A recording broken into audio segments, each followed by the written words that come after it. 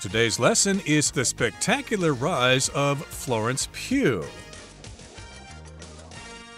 Hi, everybody. My name is Roger. And I'm Mike. And today we're going to be talking about a celebrity by the name of Florence Pugh. Okay, she's an actress, and she has kind of taken the Hollywood movie scene by storm. She's become very popular, and you might have seen her in a movie or two. Absolutely right. Do make a note of that pronunciation, P-U-G-H, although it sounds more like P-E-W, Pew, kind of like few. So don't put a G sound in there. We're not using that G sound for this name. And yeah, Florence Pugh is a name that's been around a lot recently, and many Oscar-nominated movies have featured her. Many big blockbusters like the Dune saga for the people who got excited and into that science fiction film, which I think still has one more to go, and many other different types of movies. And she seems to have really shown that she has quite a range, going from big science fiction movies to horror movies to little dramas, period pieces, all sorts of stuff. Seems like there's little that Florence Pugh can't do, and I imagine that in the future, for probably many decades, we'll be seeing this talented young lady. So let's find out more about this spectacular rise of Florence Pugh, where she came from, what she's been doing, and what she's going to be up to now and in the near future. The spectacular rise of Florence Pugh.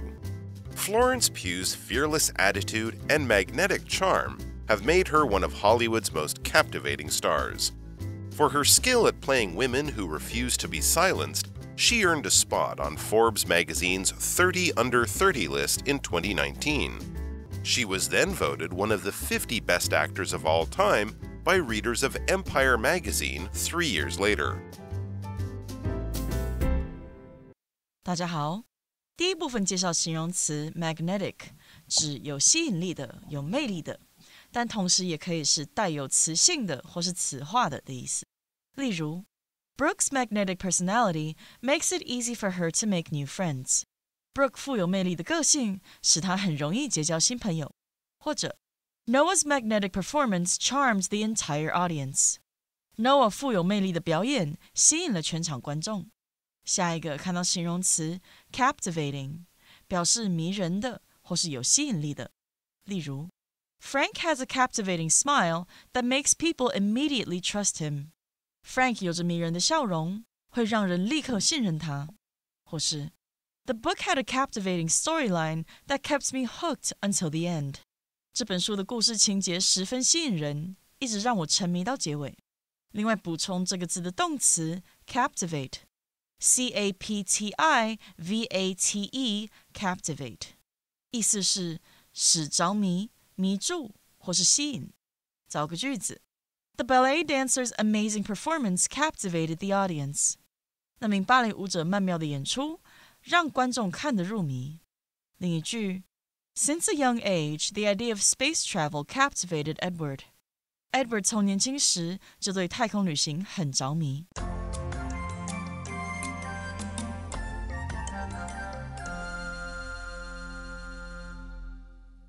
All right, let's talk about the first part of our lesson for today. Again, the subject is Florence Pugh, and her fearless attitude and magnetic charm have made her one of Hollywood's most captivating stars. So this introduces us to the topic for today. We're talking about Florence Pugh, and she has this fearless attitude. She's not afraid of anything. She's not afraid to take on challenging roles and things like that. She's got magnetic charm, and she is also captivating. Charming, captivating, they kind of mean the same thing. Magnetic means people are attracted to you like a magnet, okay? So a magnet, of course, is a piece of metal that attracts like little filaments of iron or something. We've all played with magnets. And, of course, there's the magnetic field around the Earth that's generated from the poles, etc. But, yes, she's got this magnetic charm. She's charming, we could say. And, yes, she is captivating. Captivating just means she makes us feel captive to her because she's so charming. We just go, wow, you are so cool. Exactly right. Or maybe the type of performer that when they're on the screen or on the stage, you just can't stop watching them. There might be several people acting in one scene, but your eyes are just drawn to one star. Perhaps they're just very attractive, very good looking, but also their performance is so much more believable and so much more emotional than some of the other performers. Yeah, if someone's magnetic, they have charm. We also might use the word charisma to describe a person with magnetic charm, right? When you talk to that person, you feel like they're really listening to you and focusing on you. Politicians often have that, along with celebrities and others. It says, from her skill at playing women who refuse to be silenced, she earned a spot on Forbes magazine's 30 Under 30 list in 2019. So for her skill at playing a certain type of woman, female characters here, women who refuse to be silenced. So women who are tough, who can stand up for themselves, who have some confidence, even in the past when women were typically expected to be seen and not heard, be the beautiful, obedient wife, but don't have an opinion, don't be political or something like that. If you say, no, I have an opinion, I am a political person, I can make a change for the better, then you might refuse to be silenced, refuse to be told, don't talk, and this isn't your business, and that kind of thing, as of course women were for many years. It's just around 100 years that most countries have given women the right to vote. Never mind to sit in government and make their own decisions on their lives, their bodies, their finances, this type of thing. So women were silenced in the past, but many of them now, of course, especially young people, they're refusing to be silenced. They're saying, no, I won't be the good girl. I won't just shut up and look pretty. I have an opinion and I want to be heard. So she has earned a spot on Forbes magazine's 30 Under 30 list back in 2019. If you earn a spot, you've basically done the hard work to be in a sort of special position, but you've earned it. You've worked hard for it. You deserve it. It wasn't just given to you because you're rich or the son or the daughter of a famous, powerful person or something. No, you actually did the work. So if you get into a very tough school, very competitive school, and you did it based on your good grades and your hard work in high school or whatever, well, you earned your spot there. It's not just because your rich parents donated a bunch of money or something like that. And then it says she was then voted one of the 50 best actors of all time by readers of Empire magazine 3 years later. So the accolades and the awards kept on coming. Just 3 years after being on the 30 Under 30 list, she was named one of the 50 best actors of all time. It clearly shows that she has a lot of fans, and this certainly was true for the readership of this Empire magazine. I believe this is a British-based film magazine, so they kind of follow the film world, and especially science fiction and kind of exciting adventure, popular movies like that. But clearly she has a lot of fans because they think she is one of the 50 best actors, not just working now, but in all of history. So let's find out about her history by reading more about Florence Pugh's early days in the second part of the article right now. Born on January 3rd, 1996 in Oxford, England, Pugh grew up in a creative family.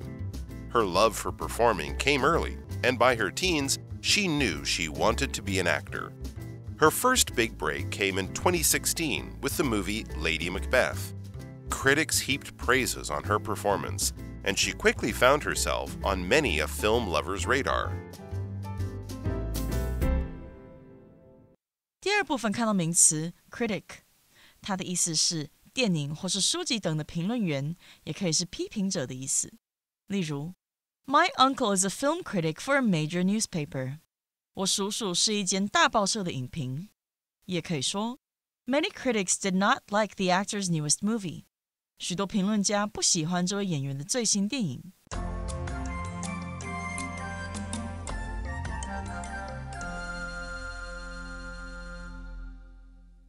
Okay, so let's talk about Florence Pugh's history here. Born on January 3rd, 1996 in Oxford, England, Pugh grew up in a creative family. Okay, so remember Oxford is where Oxford University is, and she was born there in January of 1996. So do your mathematics so you can figure out exactly how old she is.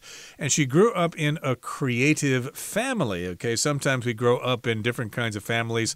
I did not grow up in a creative family. My father was a business owner and didn't play any musical instruments or did not paint or anything like that. But if you grow up in a creative family, yeah, you probably got brothers and sisters who are talented in music or art, and your parents probably have careers in the arts as well. Her love for performing came early, and by her teens, she knew she wanted to be an actor. So yes, indeed, lots of us become successful in life because very early on, we know what we want to do. So her love for performing came very early. Maybe when she was only 2 or 3 years old, she just loved being the center of attention. She loved being on a stage. And when she got to be a teenager, by her teens, she knew she wanted to be an actor. She had decided, I want to be an actor. That's the career I want to pursue. And then it says her first big break came in 2016 with the movie Lady Macbeth. So she obviously might have had some smaller roles, maybe in local theater, maybe even in a big West End in a London theater production, or maybe even in some small TV shows and films. But her big break is the sort of acting job that got her a lot of attention and led to other sort of very prestigious, very desirable roles. So something that really got her and made her stand out from the crowd of other actors and actresses of her age, of her generation. And that was getting a part in this film, Lady Macbeth, and obviously doing a really good job in that part as well, which led to the further chances and opportunities to make bigger films with bigger people. Lady Macbeth is the movie to see if you want to see her breakout role or her big break. So critics loved it. It says critics heaped praises on her performance, and she quickly found herself on many a film lover's radar. Critics, the people who are professionally sort of comment on films and tell you which ones are good, which ones are bad, what's good about a movie, what's not so good about a movie. If you read ratings in the newspaper online, I'll give this film 4 stars out of 5 or 8 out of 10 or something. That's usually a critic, a person who will probably have a bit of knowledge and education in filmmaking and film history, and they're able to assess and judge films to give us, the public who can't see all the films, give us a chance to know which ones are better and which ones maybe you can avoid or watch on video later on or something. But they love this. If critics are heaping praises on something, they absolutely loved it. They thought it was really great. They thought it was wonderful. They're telling everyone to go and see this. We don't know if the whole film itself was good, but certainly her role, her work in Lady Macbeth was definitely something critics pointed out as being extra good. And so she quickly found herself on many film lovers' radar. So a lot of people who love film paid attention to her, heard of her name, and maybe told other people, ooh, you got to check out this Florence Pugh. Oh, she's so good in Lady Macbeth. When something is on someone's radar, that just means it's been brought to their attention. In the same way that a radar is a type of machine in airports and on airplanes, for example, that can detect things out there in the darkness and point things out that are worth paying attention to. When we say it's on my radar, I'm aware of it, I know about it, I'm kind of keeping an eye on it or something like that. So if you're a fan of NBA basketball and you hear about some 16-year-old kid who's going to be the next LeBron James, because you have extra inside knowledge and extra passion for this, then you might know about things before the general public does. So you'd say, oh yeah, that guy's been on my radar for a couple of years. I think next year he could be going to the Lakers or something like that. I'm aware of that person. They have been brought to my attention before. So lots of people want to see her movies, and lots of producers and directors want to be involved with her in making movies. Okay, that brings us to the end of the second part of our lesson for today. Let's listen to the third part right now. Over the years, Pugh has taken on a variety of roles, demonstrating her impressive acting range. In the movie Midsummer, she played a troubled woman dealing with a strange and terrifying situation. Then, in Little Women, she brought new depths to the character of Amy March, earning an Oscar nomination in the process. She also joined the Marvel Cinematic Universe as Yelena Belova, a skilled spy and fighter. Her next big Marvel project, Thunderbolts, is set for release in 2025. 第三部分介绍动词 demonstrate， 表示展现、显示，也可以是表明或是证明的意思。可以说 Children who demonstrate self-control tend to perform well in school. 展现自制力的孩子通常在学校表现良好。又或者说 The software developer will demonstrate the new app features. 软体开发人员将展示这个新应用程式的特色。继续看到形容词 terrifying， 它的意思是可怕的或是令人害怕的。例如 I saw a terrifying movie on TV last night. 我昨晚在电视上看了一部很恐怖的电影。再看一个例子 I think public speaking is absolutely terrifying. 我觉得公开演讲真的很可怕。后面介绍名词 nomination， 指的是提名或是任命。举例来说 The novel has already received nominations for several awards. 这部小说已经获得了多个奖项的提名。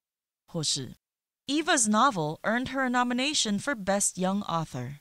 Eva 的小说为她赢得了最佳青年作家的提名。最后看到形容词 cinematic， 表示电影的或是影片的。可以说 Lester went to film school to study the cinematic arts. Lester 上电影学校念电影艺术。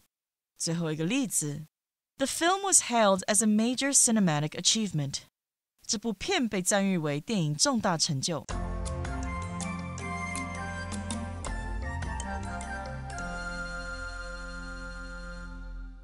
So remember, she was born in January of 1996, and over the years, Pugh has taken on a variety of roles, demonstrating her impressive acting range. Okay, so of course, lots of actors take roles in movies that are pretty much the same in every movie, but in this particular case, she decided to be diverse. Okay, she has taken on or accepted the challenge of a variety of roles that demonstrate her impressive acting range. So here, demonstrating is from the verb to demonstrate, which means to show or display. And yes, indeed, she does have an impressive acting range.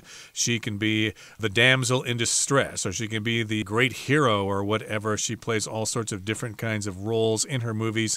And in the movie Midsommar, she played a troubled woman dealing with a strange and terrifying situation. If something's terrifying, it makes you scared. I think it was about some kind of religious cult or something like that, if I'm not mistaken. But yes, this was a very strange and unusual and very scary, terrifying situation. Which makes sense since it was a horror movie, right? A Scandinavian, I think, yes, based and filmed in Sweden. And it was a terrifying horror movie that a lot of people saw and enjoyed, if they enjoy that type of film.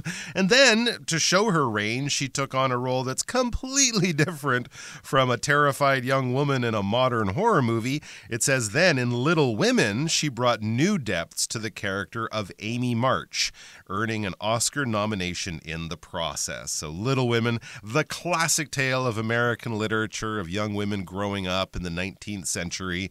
It's been probably made into a movie at half a dozen times at least over the years. But every generation, it seems, they have another version of this. And she was really good in it. She brought new depths to the character of Amy March. Amy March is a character from the book, has appeared in all the different filmed versions. And I think Amy is always a bit of a tomboy, right? She's not like the pretty girl who wants to get married and have kids. She's the more independent. She's the character who kind of speaks her mind a little bit more. And I think that gave Florence Pugh great freedom to sort of explore this character and maybe make it more realistic. That's why we use this expression, brought new depths to something, especially when talking about a character, a fictional character in a story or a play, whether you're writing or acting. If you make this person very realistic, really create a believable character with many dimensions, they're not just always good or always bad, they're complicated like real people are, then that's a compliment to say that they bring new depths to them. They bring a lot more emotional realism to them. They make them seem like a real person, not just a character on a page or in a story. So that's a great compliment. And obviously it was good because it earned her an Oscar nomination in the process. I guess from that we can assume that she didn't win the Oscar, but she was nominated for it. A nomination is basically when your name is put forward among a very small select group of excellent performers or excellent people who could win the award award whenever the award is given out. And as you know, with the Oscars, one film will win the Best Picture award, the Best Movie award, but there'll be 8 or 9 or 10 films who could win. So if you're in the running, if you're in the competition, you have been nominated, your name has been put forward as one of the possible winners in the end when the whole thing is said and done. So she did get picked to win it, but she didn't actually win the Oscar on the night. But still, a great compliment and a great acknowledgement of her acting skill. Yep, she was nominated for the award. She earned that nomination. She was a nominee. And she also joined the Marvel Cinematic Universe as Yelena Belova, a skilled spy and fighter. Okay, so we have yet another superhero movie out. She was in one of the Marvel movies. This particular company is called the Marvel Cinematic Universe, or Marvel Studios.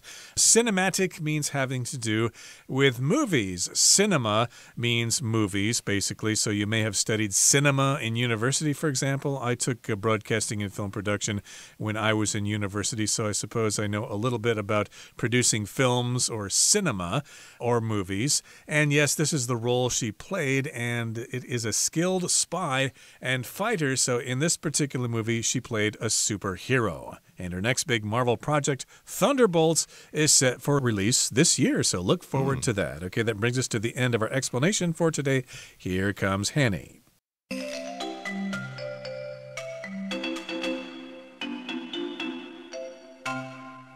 各位同学大家好，我是 Hanny。 我们来看今天的文法重点。课文第一部分提到 Florence Pugh 在2019年登上富比士杂志的30位30岁以下精英榜。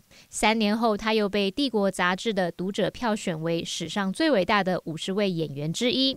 文中他用到 earn a spot， 它可以指说在组织、团体或比赛当中取得位置、席位。那在这边就是指 Florence Pugh 在富比士杂志精英榜上赢得了一席之地。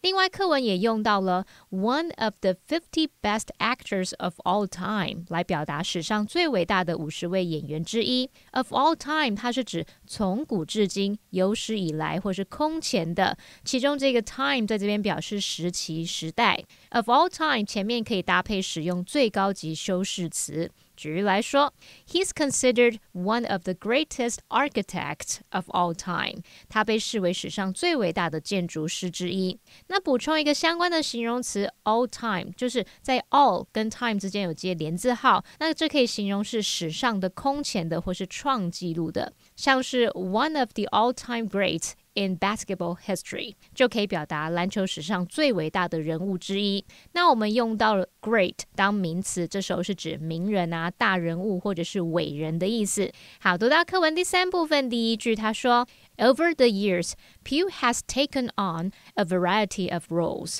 多年来 Pugh 他接演了各种角色。那文中用到片语动词 take on 来表达扮演、接演的意思。我们这边来整理 take on 的几种不同用法。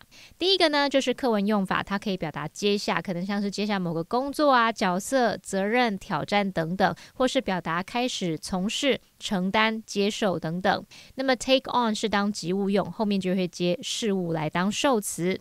它的第二个用法可以表达呈现或是显示出，那后面也是接事物来当受词，去表达呈现出新的面貌啊，或者是带有某种特质或外观等等。像 take on a different atmosphere 就是表达呈现出不同的氛围。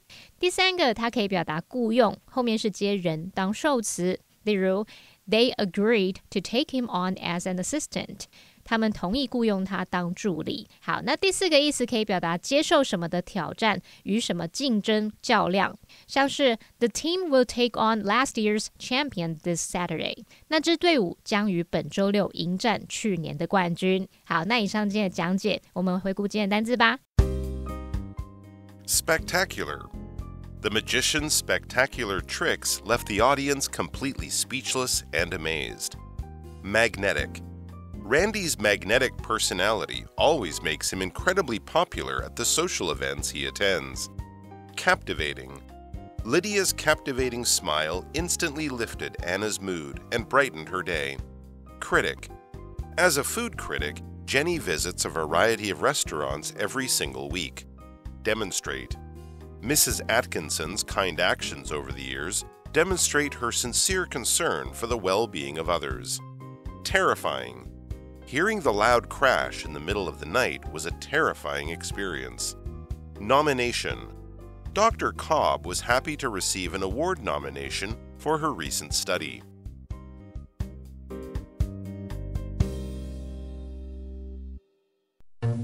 Well, that brings us to the end of another edition of our program, and please make sure you join us again next time. From all of us here, I am Roger. I am Mike. See you next time.